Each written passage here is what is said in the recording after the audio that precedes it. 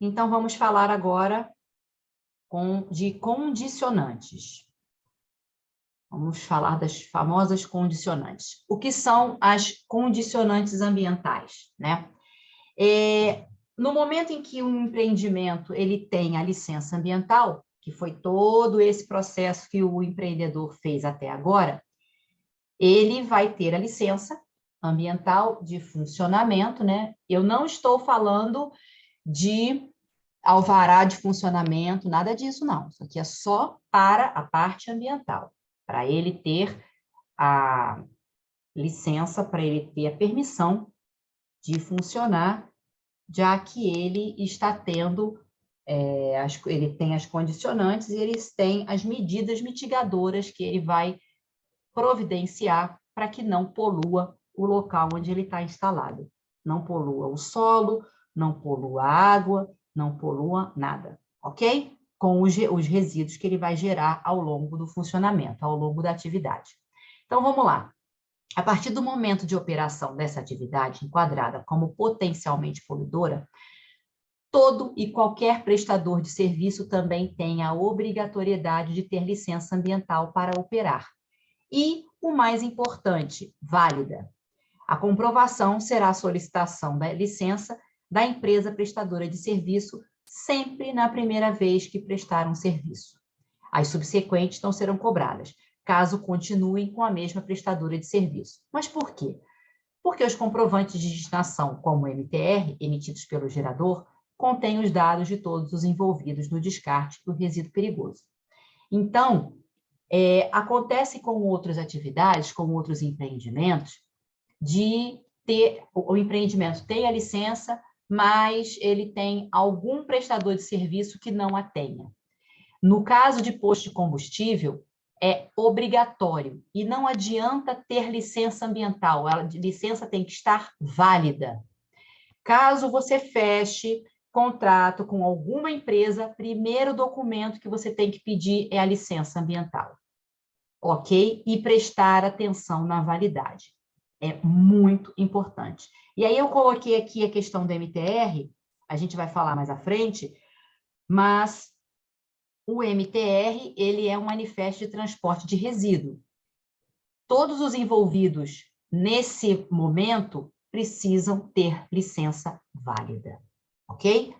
Tanto o gerador, que é o posto de combustível, como o transportador, que é quem coleta, e quanto o destinador final. A gente falou também da limpeza da canaleta, das canaletas na pista de abastecimento. Então, isso é um tipo de condicionante, ok? Fazer, sempre que necessária, a limpeza das canaletas da pista de abastecimento existente no empreendimento. Por quê?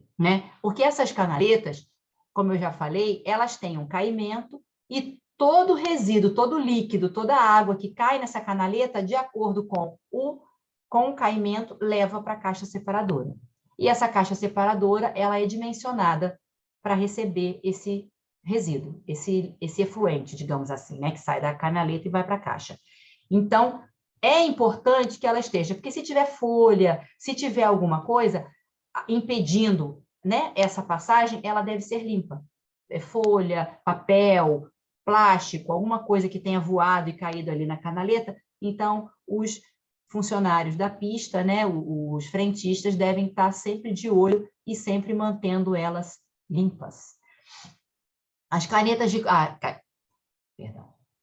As canaletas de contenção deverão estar interligadas ao sistema separador de água e óleo, que é o sistema SAL, e sempre mantê-las em perfeito estado, realizando sempre sua higienização, armazenando os resíduos provenientes em locais adequados. Este é um típico exemplo de interdição de um posto de abastecimento, como já falado anteriormente. Se as calhas estiverem mal dimensionadas, transbordando, logo estão sendo direcionadas para a SAL, que por sua vez pode não estar funcionando corretamente. Então é um sistema, todo esse sistema deve funcionar perfeitamente. Então esse sistema separador de água e óleo, que é a caixa separadora de água e óleo, ela serve para isso. Ela recebe a água, recebe o óleo e a sua função é separar. Então, em relação a isso, geralmente a condicionante é apresentar cópia da licença ambiental da empresa responsável pela limpeza, transporte e destinação final desse sistema separador. Fica proibido destinar os efluentes oriundos da sal para a calçada, rede de coleta pública e ou sistema de drenagem, sem o devido tratamento. Por quê? Porque se ele faz a limpeza, né, a filtragem dessa água, e se esse sistema está bem dimensionado, se é um equipamento de qualidade, essa água, depois de filtrada, aí sim ela já está tratada, ela já está filtrada, ela pode ir para a rede de coleta pública. Não diretamente, é isso que fala, ok? Descarte da borra oleosa proveniente do sistema sal devem ser armazenados em área de armazenamento temporário, com piso impermeabilizado, longe das intempéries. Essa borra oleosa ela é coletada do sistema, colocada em bombonas, em tonéis de preferência de plástico, com tampa, e essa área de armazenamento temporário é uma área que vai ficar bem próxima, uma área de fácil acesso para o caminhão da coleta entrar e sair bem rápido, e de preferência com piso impermeabilizado, de preferência com uma bacia de contenção, que pode ser feito com apenas uma alturinha, né? Não precisa ser um equipamento específico, vou fazer uma bacia de contenção. Não tem necessidade. Faz uma altura, na hora que for fazer essa bacia, né? Essa área de armazenamento temporário, colocando uma cobertura, ok? Para que não tenha intempéries, para que não chova lá, e armazena tudo ali, tá? As caixas separadoras de água e óleo deverão ter tampas articuladas, mantendo as mesmas sempre tampadas. Por que articuladas? Para fácil abertura, né? Se um fiscal for lá, ou até o próprio pessoal da Secretaria do Licenciamento, deixa eu dar uma olhada na caixa separadora. Vai, abre a tampinha, ela é articulada, olha e tal, e está tudo certo. Realizar periodicamente a limpeza e manutenção da caixa separadora nas bocas de visita das mesmas e armazenar de forma adequada o resíduo destinado para uma empresa licenciada para tal atividade. E aí, no caso, como é um sistema que fica fixo no local, pede-se que seja apresentado um relatório fotográfico para comprovar isso tudo, ok? Análise da água, é a análise desse sistema separador. Eu coloquei aqui para você a resolução da CONAMA 430 de 2011, que ela fala justamente para lançamento de efluente. Mas, no artigo 16, fala dessa água desse sistema, ok? Que são os parâmetros analisados nas amostras que tem que conter esse parâmetro, esses padrões especificados no CONAMA. Quando você manda uma água para análise para um laboratório, lógico, o laboratório já tem que ter licenciamento, ele tem que estar apto para analisar esse efluente, ok? Para fazer essa análise físico-química. Então, geralmente, quando o órgão ambiental não tem o parâmetro, o padrão específico, usa-se o do CONAMA, que é restritivo, ok? Então, quando o órgão ambiental não determinar o padrão que ele quer essa análise de água, normalmente o laboratório vai fazer esse questionamento para você, quando você for levar essa água, essa análise, e aí ele vai perguntar qual é o padrão, qual o parâmetro que vai ser analisado. Não, pode fazer na resolução CONAMA. Isso sempre por e-mail, tá? Nada de mensagenzinha, não. Sempre por e-mail, para ficar documentado. Então, a condicionante referente a isso. Realizar a caracterização físico-química dos efluentes da caixa separadora de água e óleo através de laboratórios credenciados para a realização das análises físico-químicas dos efluentes, devendo ser verificada sua eficácia através da investigação dos parâmetros. E quais são os parâmetros que são analisados nesse momento? pH da água, óleos e graxas, sólidos sedimentáveis e sólidos suspensos, apresentando limites de detecção utilizados, laudo técnico devidamente assinado pelo responsável pelo ensaio e pelo laboratório com anotação de responsabilidade técnica. Então, esse item aqui de ART é do laboratório. O responsável técnico é do laboratório. o consultor ambiental, ele vai contratar esse laboratório para fazer essa análise. Resíduos.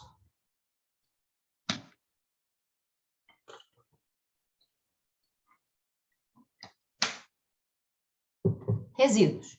Apresentar inventário dos resíduos gerados pelo empreendimento, junto à cópia dos comprovantes de destinação final dos mesmos. Então, apresentar anualmente uma tabela com dados mensais, contendo as seguintes informações: identificação e quantificação, no caso as quantidades mensais, dos produtos químicos utilizados no tratamento de efluentes industriais, acompanhado de nota fiscal de compra dos produtos. Quantidade mensal do lodo gerado, de acordo com a destinação, quantidade mensal de telas lavadas, número de peças por mês e produção mensal. Então, por exemplo, se o seu estabelecimento não tiver algum item, né, por exemplo, a questão do lodo, não é mensal, meu lodo é de 2 em 2 meses ou de 3 em 3 meses, não tem problema. Essas informações, eu estou dando só um exemplo de como pode ser cobrado, ok? E aí, no caso, como que você vai saber a quantidade de lodo? Quantos quilos, né? Qual é a quantidade que eu estou mandando? Isso, a empresa que faz a coleta vai te passar. E todas essas informações você tem que guardar e fazer uma planilha, deixar elas muito bem fáceis de acesso, porque todas essas informações aqui vão ser apresentadas no RAP. Então, o relatório anual, ele é feito com base nessas informações, que é o andamento de cada atividade, de cada resíduo gerado nessa atividade potencialmente poluidora. O armazenamento temporário, como eu já falei, é uma área onde vão estar todos os resíduos, né, gerados nessa atividade, todos eles vão estar armazenados nesse armazenamento temporário, que é uma área de fácil acesso do empreendimento.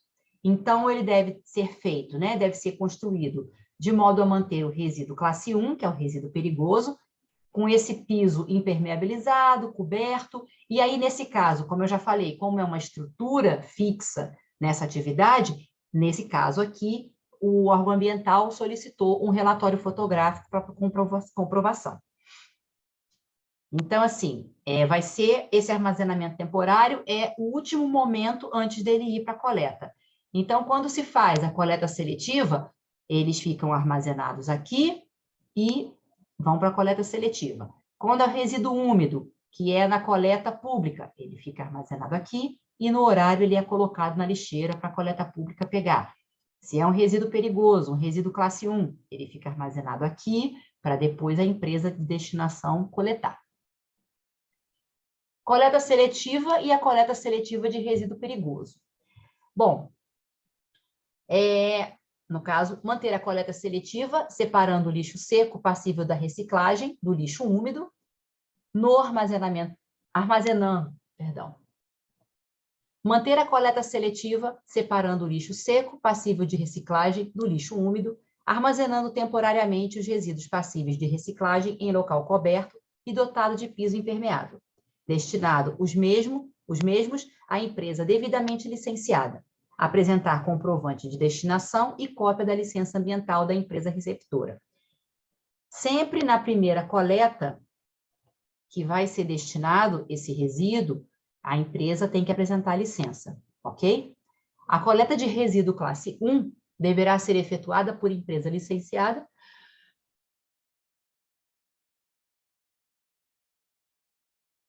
A coleta dos resíduos classe 1 deverá ser efetuada por empresa licenciada para este fim, seguindo as diretrizes da ABNT 3.221 de 94. E aí, nesse caso, apresentar a cópia da licença ambiental e do contrato firmado entre a empresa responsável pela coleta, transporte e destinação final com o empreendedor, responsável pela destinação final do resíduo classe 1.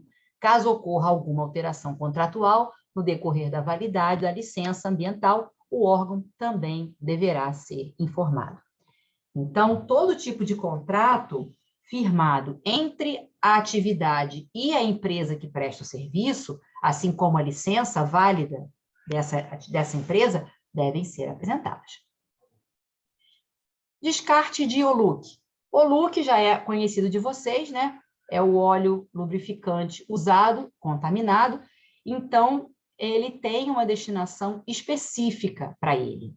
Ele faz parte da logística reversa. Então, todos os atores dessa licença,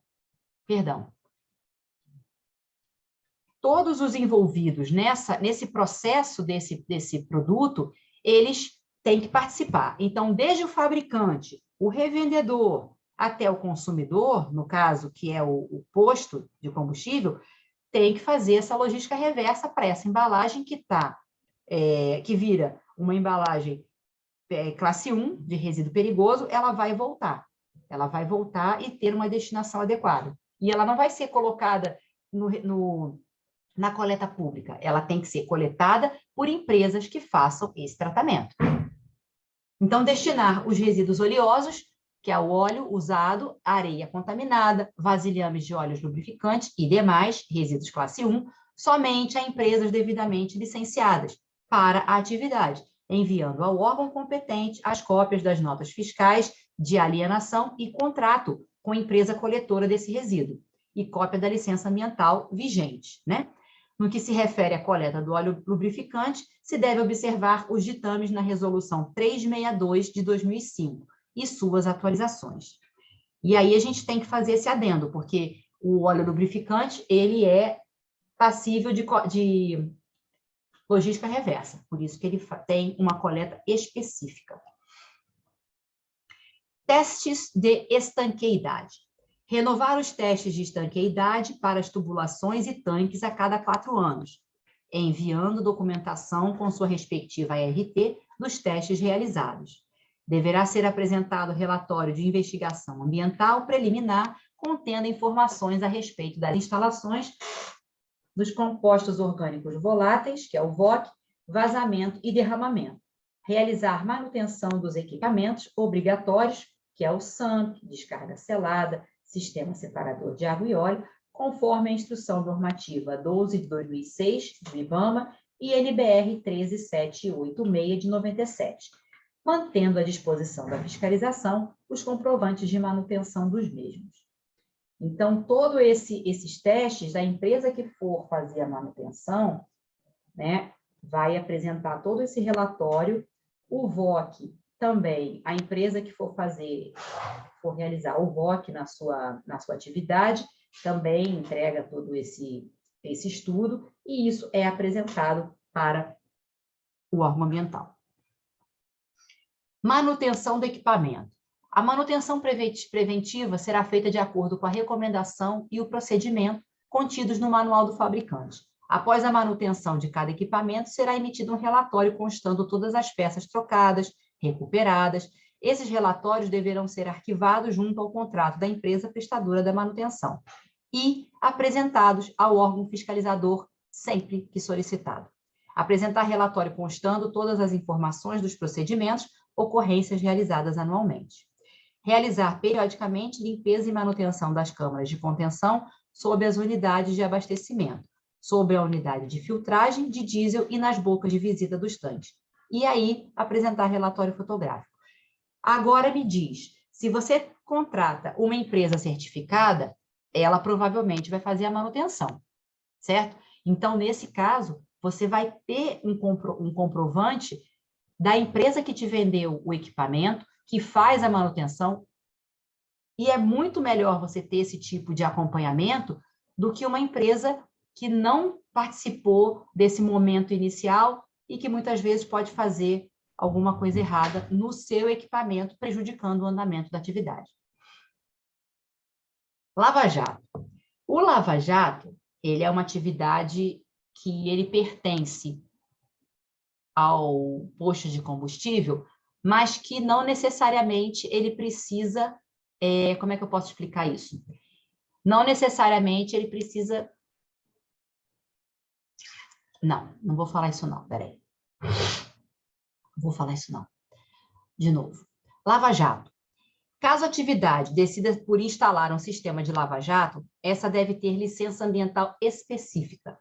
Caso não esteja no escopo das atividades, fica proibido o serviço de troca de óleo e lavagem de veículos. Caso tenha interesse em executar essas atividades, deverá ser solicitado ao órgão ambiental as devidas autorizações, antes da implantação e ou execuções. Por que que tem essa especificidade? O Lava Jato, ele tem uma licença específica para essa atividade, ok? Ele pode fazer parte do posto ou ele pode ser terceirizado.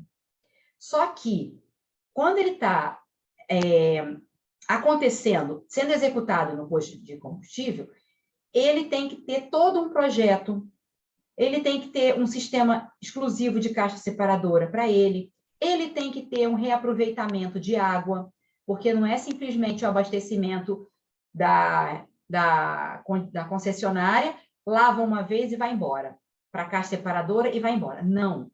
Tem uma lei federal aonde você precisa fazer reutilização dessa água. Então, no caso desse modelo que eu peguei aqui, né, desse modelo de cliente específico, que é o posto de combustível, ele não tem lava-jato. Caso tivesse, se fosse do empreendimento, ele teria licença junto, mas, né, claro, é uma atividade dentro do escopo de atividades do posto, mas ele deveria ter uma licença específica para estar funcionando, assim como troca de óleo. As oficinas mecânicas, elas também precisam de um licenciamento específico. Então, se tem o serviço de troca de óleo, tem que ser apresentado no momento inicial, no momento primeiro, quando se apresenta a LP, ok? Então, esse tipo de atividade, lava-jato, troca de óleo, todos esses projetos são apresentados no início. Educação ambiental. Educação ambiental é um item opcional, porque eu sei que acontece aqui na minha municipalidade, em outros locais eu não sei. Pode ter até outro nome, né? Outra designação. Então, executar o projeto de educação ambiental para os trabalhadores, PEAT, anualmente, e apresentar as...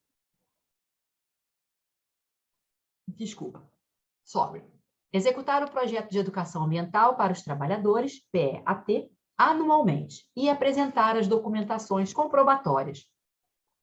Cronograma, lista de presença, relatório fotográfico, a RT do profissional responsável pelo treinamento, ok? Armazenamento.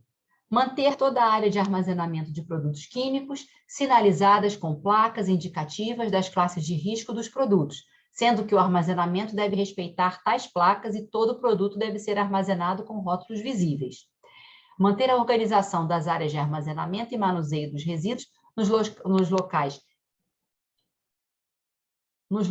respectivos para armazenamento, transporte temporário, interno e externo.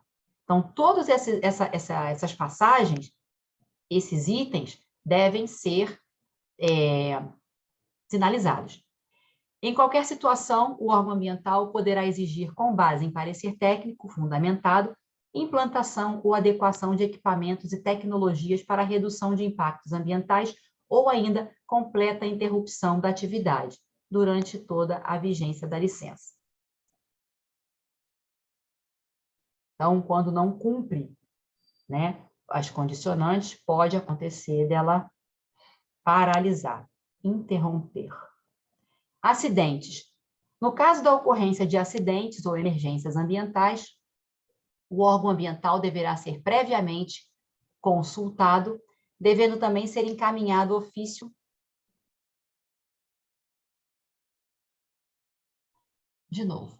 No caso de ocorrência de acidentes ou emergências ambientais, o órgão ambiental deverá ser previamente consultado, devendo também ser encaminhado ofício devidamente assinado pelo responsável pelo empreendimento, contendo as causas do acidente, a descrição dos fatos e as ações que foram adotadas.